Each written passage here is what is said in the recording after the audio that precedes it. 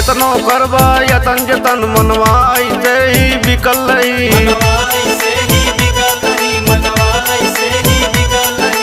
उतना को के मिली बबुआ नियति में जे लिखल रही।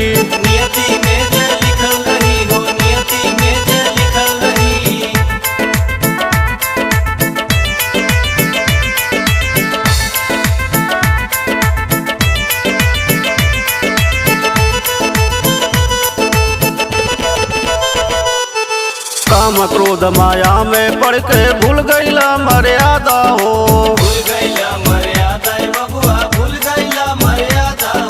नौ महीना माई के कोख में कैला झूठा वादा हो।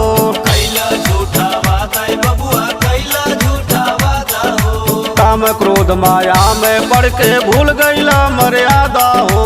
9 महीना माई के कोख में कैला झूठा वादा हो। धर्म करम का लेखा जो का उनसे नहीं छिपल रही। उतना को के मिली बबुआ नियति में जे लिखल रही।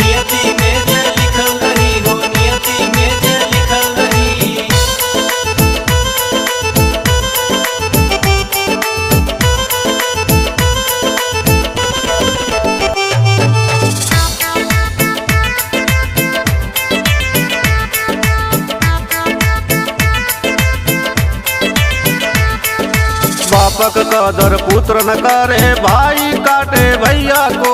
भाई काटे भैया के हो, भाई काटे भैया को। मेरी का गुलाम बतबई बेटा मारे मैया को।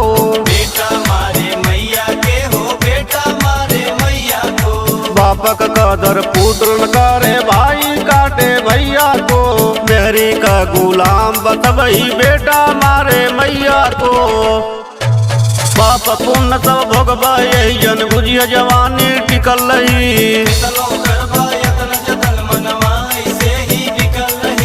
उतना को के मिली बबुआ नियति में जे लिखल रही।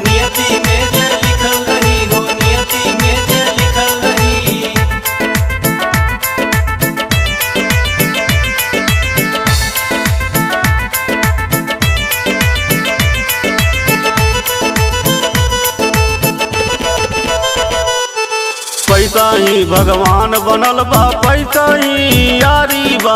पैसा से ही यारी बा हो, पैसा से ही यारी बा। पैसा चिन्ह बाप मतारी, पैसा रिश्तेदारी बा। पैसा रिश्तेदारी बा हो, पैसा रिश्तेदारी बा। पैसा ही भगवान बनल बा, पैसा ही यारी बा। पैसा चिन्ह बाप मतारी, पैसा रिश्तेदारी बा। पैसे के कुल खेल बा भैया, पैसे पे सब मिटल रही। उतना को के मिली बबुआ नियति में जे लिखल रही।